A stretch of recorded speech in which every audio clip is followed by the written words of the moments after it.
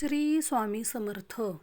श्री स्वामी समर्थ महाराज म्हणतात, माझ्या मार्गावर पाऊल ठेवून तर बघ, तुझे सर्व मार्ग खुले केले नाहीत तर सांग.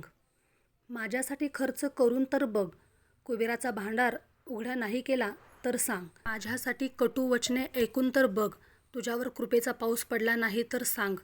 माझ्याजवळ येऊन तर बघ, तुझ्यावर लक्ष ठेवले नाही तर सांग. माझी गोष्ट लोकांना सांगून तर बघ, तुला मौल्यवान बनवले नाही तर सांग.